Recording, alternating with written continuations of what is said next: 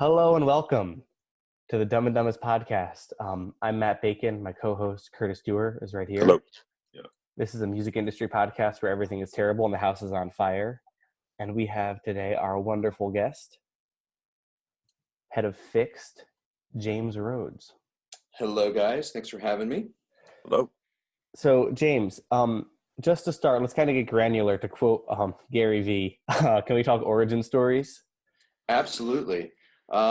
So my origin story, despite the fact that my name is James Rhodes, which is a little Marvel comic reference there, but I was a fan of an artist in the 90s called Circle of Dust. And when he transitioned out of Circle of Dust around the year 2000 into a new project called Celldweller, I started volunteering for him and kind of forced my way into his inner circle, kind of convinced him to let me help out in a few areas. When you say volunteering, what were you doing? Helping with street team promotions, website updates, posting news, email newsletter kind of things. And at the time, the first thing that he really entrusted me with that I got paid for as I was ending some volunteer work was doing his merchandise and shipping out his online orders. How many volunteers were there, like, also doing this? Just me. Okay, I love it. That's awesome. Yeah, so he had a history in the 90s of bad record deals, bad managers. He had gotten screwed a bunch of times, so he was really protective, didn't want to let anybody in. And so it took me a while to kind of force my way in, but I was just passionate about helping him. He was so talented, and I knew that more people needed to hear his work. So started helping him anywhere I could. Eventually, he paid me to do his merchandise. And then a year or two into that, he had a management and publishing company that he was also working with in LA. And they basically were like, man, this kid is doing as much in his bedroom in Iowa as we are in Los Angeles. So they hired or offered me a job. I moved out to LA and kind of got, baptized in fire out there in the industry. Was super young, like early 20s, moved out to LA and loved the industry, but transitioning from small town Iowa to LA was a big adjustment. And I was already married at the time, and my wife and I collectively just didn't transition well to LA. So we only stayed for a year, moved back to Iowa. And when we got back here, I knew I wanted to stay in the music business, but it's like, what can I do from Iowa? So Clayton, who, is Celldweller, that I had gotten this job through, we figured out how to support his career and have systems for marketing, distro, e-commerce for himself. And so we decided, let's start a label, and we co-found Fixt. For the first few years, it was just him and I. And now we've got about 10 full-time employees as a company, and I manage the company. And then I've even transitioned into managing him for his artist career. Right. So that's really cool. And there's a whole bunch of things to unpack. First of all, because I think a lot of people who listen to this podcast and want to figure out how to get a job in the music industry are going to wonder, what did your first contact look like? Oh man, first contact would have been literally fan emails. Fan emailing, and at that time probably nothing substantial, just telling him I loved his music. But then as he was getting Celldweller off the ground, he had launched an online street team. This is back in the mp3.com days.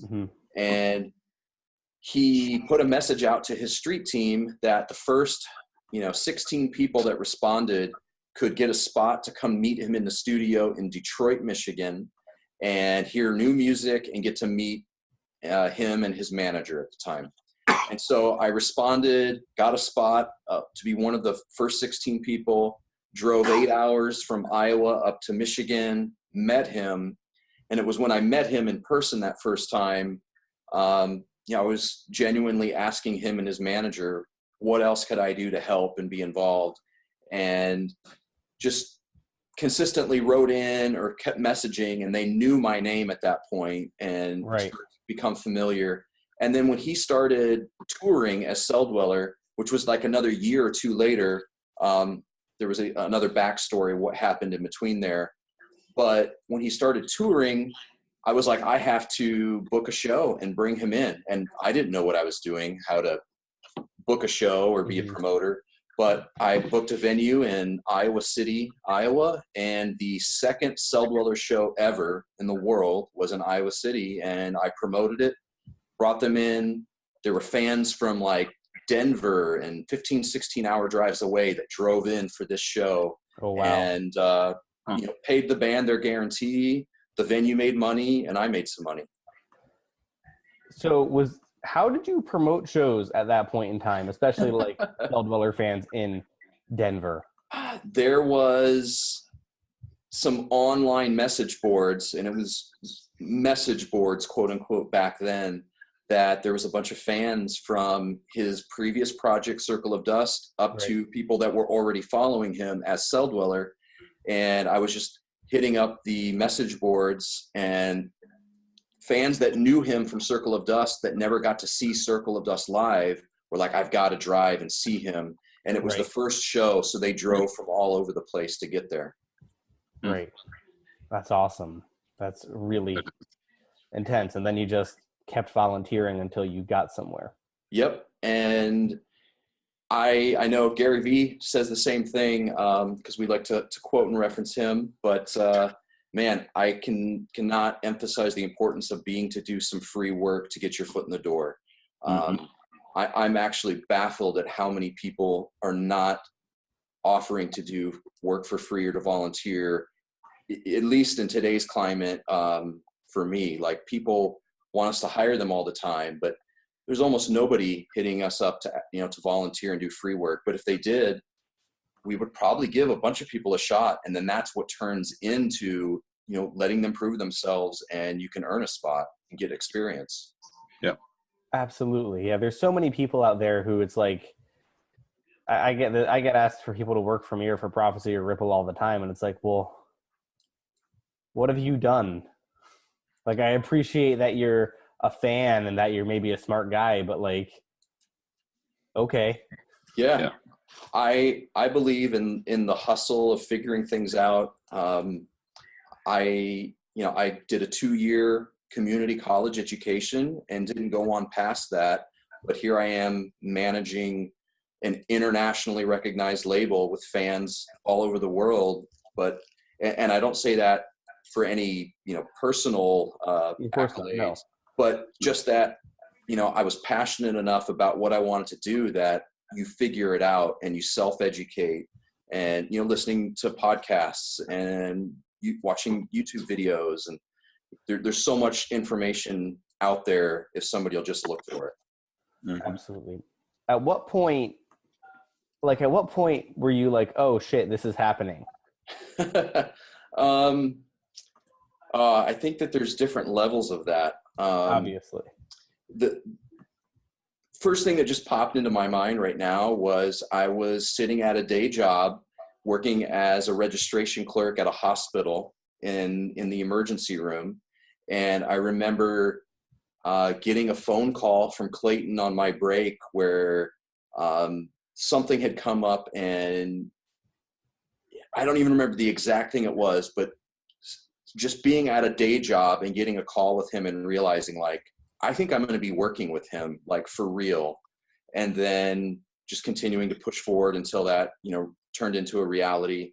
I think it may have been when I got the job offer to go to LA and move out there as part of that scenario. But there's been other moments like that where I transitioned from being an employee, the first employee, we co-found the label, but then realizing, like, I'm going to be managing this label, and then I'm going to be managing him. So there's been these little milestones along the way, for sure.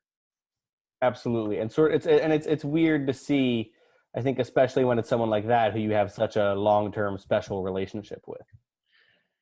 Yeah, an interesting dynamic because, you know, I've been working with him for 12, 13 years, and I still have to kind of check myself sometimes from fanboying, because I'm genuinely a fan of his creativity and his work. But now I have the responsibility of needing to give him constructive feedback or guidance and advice. But we've built such a close relationship of trust over the years that you know, we have that authentic trust built. Yeah. Cool. Yeah. What do you think really attracted him to you initially? Like, obviously there was the free work, but was there another factor that you think really made Clayton go like, oh, this guy's legit? I think it was, if I had to come up with an answer for that, it would just be hustle, hard work, and integrity. I tried to, you know, show him early on that he could trust me, and I think that's a big thing missing in a lot of you know, music industry things, is integrity and trust. Absolutely. Now, I got a question super quick, because a lot of people, you were just talking rather about working for free for somebody in order to get your foot in the door. Now, I'm assuming that as part of that, like, one thing a lot of people will do is that they will try to work for free, but then they won't actually put in the actual work, if you know what I mean. Like, be on time, treat it like a regular job. I'm assuming you did that. That is, in fact, my philosophy there is to over deliver. And I've been in interviews with people, you know, for internships, whether, you know, it was a paid internship or we've done some free internships. And somebody even kind of told me that, you know, well, they could intern for free, but, you know, they have all these other qualifications and they might not bring them all to the table because it's a free thing. And in my opinion, it's, if you want to earn the long-term trust and a long-term position, you have to do everything in your power to prove yourself so valuable that they can't lose you. And Absolutely. when you go to that extent, that's exactly what it is. It's like, I can't lose you. They want to keep you around and grow. So it's a long-term investment. You know, to throw a Gary V quote in, you know, it's macro patience and micro speed. Absolutely. I use that all the time. Yeah. How long should the person wait before they do get paid for doing something if they want the job? Should they just keep going for months or years, or is there like a limit, do you think? You know, I'm sure that there is a limit. I think it's situational. It was so early on with Clayton. At this point in time, he didn't have the budget to you know, to hire a full-time person then. But I saw the long-term vision of, if I can help him grow, he will take care of me. And, you know, it was a little, a wave of growth, and then I got paid a little bit more, but I still had a day job. And I had a day job for, you know, the first couple of years while I was helping that grow, until eventually I was able to go full-time. And I think it's just that little bit of that give and take over time. But, you know, I'm sure there's also people that, you know, could get taken advantage of in those situations. Sure. So obviously situationally have to just, you know, really be clear in communicating what's going on, and is there a long-term viability there? Yeah. Cool. Yep. Just wanted to check on that one. Yeah. And I think it's important to be like, to think realistically about how much you're doing. Like, if you're contributing to someone for an hour a week, like, come on. With no end game in sight, though, would be the only thing. But I mean, 1 hour a week, who gives a fuck? Just keep doing it until you get the job. Especially if it's opening up opportunities or letting you meet people or whatever, you know. Whereas I think if you're, it sounds like you were really going for it with Celldweller. Yeah, with Celldweller, I'm sorry. Yeah, with Celldweller. And, you know, other people have, you know, everybody has different motives. And, you know, my motive with him was to stay with him, not to necessarily use him as a stepping stone to something else. And, and not to say that that's necessarily even bad in some instances, that somebody stays somewhere to get to a certain level and then they move on. Sure. But in this instance, my goal was never to get to a certain level and then leave him. It was, I want to build him to a point where I've got a career with him for the long haul. And like I said, we're 12 or 13 years in now. Of doing it full time? Probably 12 years full time. Nice. Very cool. And so do you bring that value of long-term relationships? Do you bring that elsewhere? Yeah, I think that's another kind of a pillar stone to some of our success, is that we definitely think long-term and trust and relationships. And, if we squeeze every ounce out of every partnership, sometimes you don't leave enough for the other person to want to keep working with you. Yeah. So, leaving enough on the table that there's long-term value with partners, and just reputation. I can't tell you how many times we've talked to artists or courted artists about signing to our label, and just appalled at the stories of how other labels have treated them, or don't pay them, or don't send them statements. And that eventually catches up with you. And so we've always prided ourselves in maintaining great relationships with our artists and our industry partners. I think that's extremely valuable. What can you do to best maintain a relationship? Communication, I think, is absolutely key. There's so many times assumptions get made, misunderstandings, and if you would just communicate earlier than you would naturally do so, and particularly with long-term communication, even like with Clayton and I, we're not in the same building, we're not even in the same state, but we work very close together. And there's probably employees that think we talk to each other too much. We still have calls almost every single day where we're on the phone, but it's that level of over communicating that actually strengthens that trust. Absolutely. So then when things get busy or things get hairy, it's like we're so close in that level of trust that we're not worrying about it. And Right. I think that can go for a lot of other relationships too. Yeah. What are you looking for when you're trying to sign an artist? There's probably the typical, that they can write a good song and produce it well. We tend to work with a lot of solo studio-based artists. A lot of our roster does not tour. And we've actually started to develop a little bit of a calling card where there's been some artists that have been with other labels that have forced them to be out on the road. And if it didn't work for them, they've become really frustrated with showing up to empty rooms and playing for 8 kids. And we built a business model on, if you can be in the studio and produce music that is quality produced, we can release it digitally, take it to film, TV for licensing. And we've built a global audience just getting music out immediately digitally and releasing more often instead of doing an album and then touring it. Most of our artists are going from album right into the next album digitally. And that has worked for us. And so we've developed a following within the artists, that's something we're known for. We do have artists that will tour occasionally.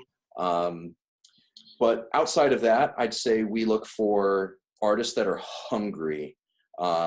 We've had, the artists that come in that are super talented, but they're just in it for the end game of partying and a lifestyle that isn't about the music, but it's kind of the stepping stone to this other party life they want. And that has never been what we've been about. So artists that are hungry and they're just passionate about wanting to make music full time is definitely a key factor we're looking for. So, okay. So now this ties into a whole bunch of things I want to ask you about. First of all, and this is something I wanted to get into first, is like so many other labels will tell you, oh, well, we don't want to sign you unless you're touring a lot. Yeah. Mm-hmm. And so how does your release strategy break that model? So we have really, you know, especially with the advent of streaming and building followers on streaming platforms, and of course everybody is focused on Spotify and monthly listeners and your Spotify followers. We've really fine-tuned our strategy around that, and almost so much to the point where we're going, it's almost a liability for us to not be putting music out and to stop and send an artist on tour, because we can make so much revenue now by having an artist just be hitting their followers on Release Radar, and by putting that music out to streaming or licensing for film, TV, video games, which we're really active on the publishing side. So we've built those revenue streams and that machine up so much. For us to have an artist stop and go tour is kind of scary for us, because then we stop feeding that machine a little bit. Right. So we have a very different, maybe non-mainstream label view of that. Well, and so much of it, I think, with Fixt is just that you're coming from. It's like Ripple or Prophecy, you know, where I work. It's like it's a much more of a music curator sensibility. Yeah, and we've built kind of a cottage industry around what we do, with a diehard cult following.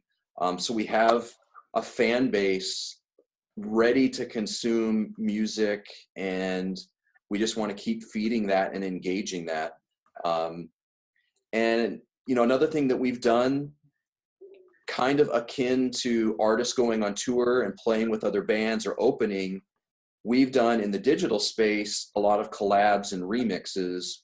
And so it's this artist remixing another artist on the label, but then they can hit that artist's followers on their Spotify and bring some crossover, where a lot of artists got discovered by opening for another band. We're taking that approach digitally with the collabs and remixes to cross-pollinate, and that's done well for us.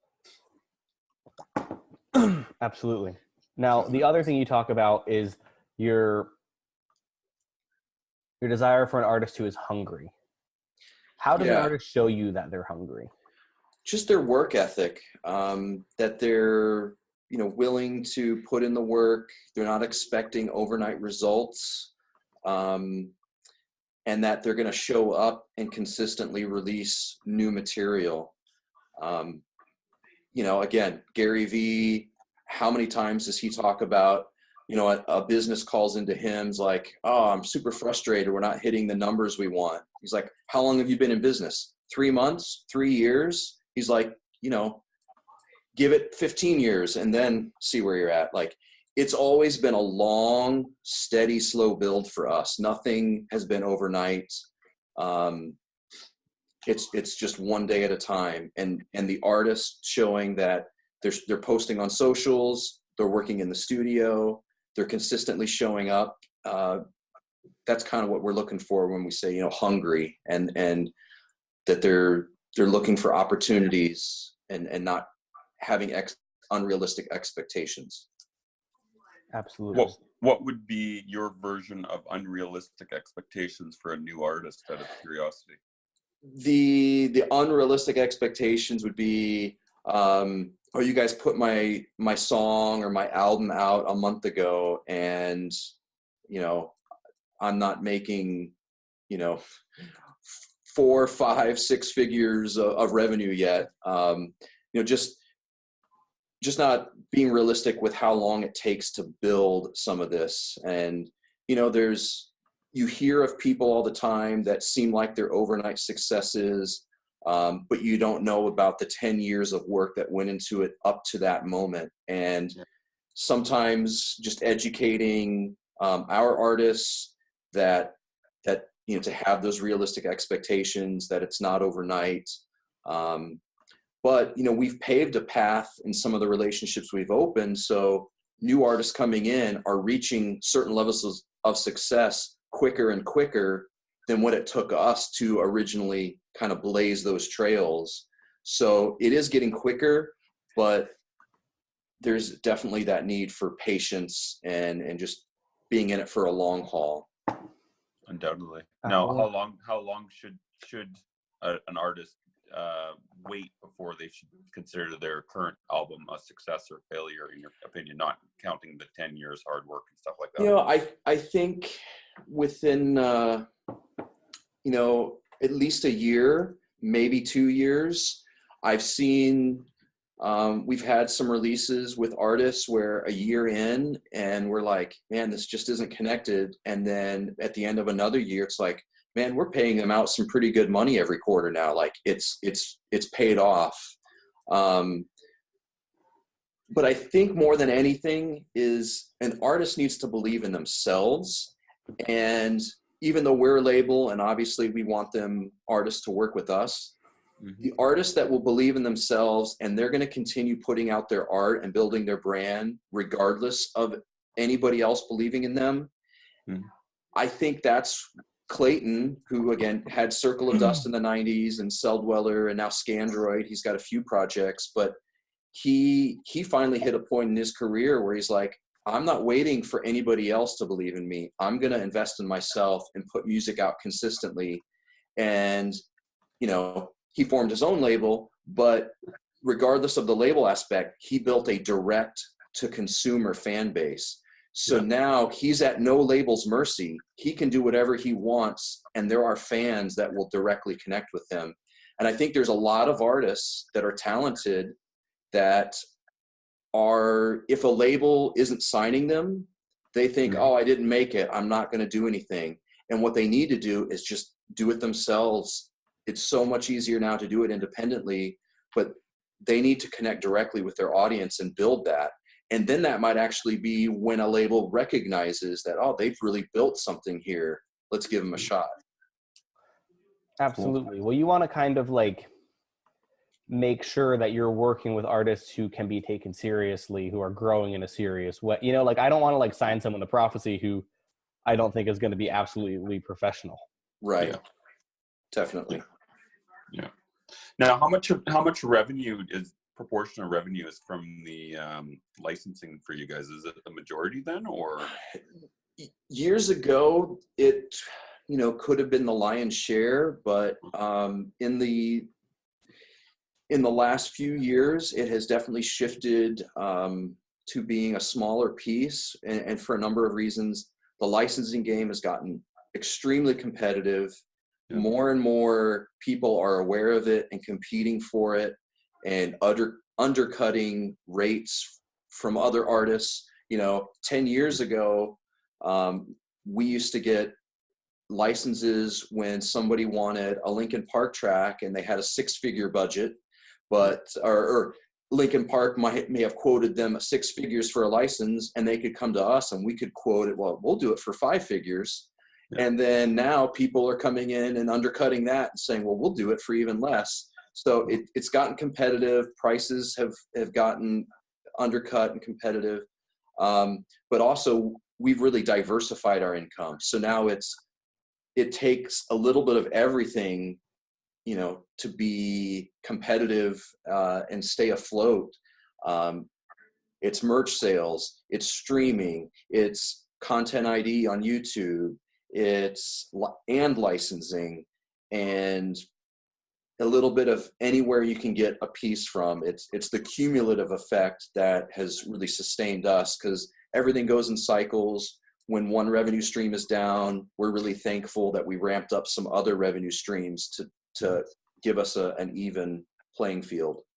Now, I have a question. Like, I don't know much about the business end of a label, and you guys both know more than I do. But my question is, you always hear tales that streaming income is basically nothing, but you're saying you guys do a pretty good chunk of your income from it. How come you guys do so well with that, but other labels, it's like they act like you get nothing for it? I have thought about this at length, and I did a little article on our website a year or so ago about this and shared it out with our fans. Okay. There are a lot of labels and a lot of artists that have been anti-streaming, but it is our #1 digital revenue source now. And we have embraced it. And individually, you know, it's a fraction of a penny per stream, but cumulatively, we've been able to grow enough listener base that we're able to reach people that are willing to listen to a song that we couldn't have even reached them before because they wouldn't have been willing to pay for a song that they didn't already know they liked. But by reducing the friction to, you know, asking them to listen to something essentially for free, it's already part of either a free tier of Spotify or they're paying $10 as a subscription for Spotify or Apple Music. So any individual song is essentially free to them. Then it's like there's no friction. Oh, they'll check it out. And so by getting more exposure, we pick up more followers, and it's just a cumulative effect over time. And back to our release strategy, we engage with fans, get followers, and now when you have enough followers on Spotify, every time you release a new song, you can hit the release radar.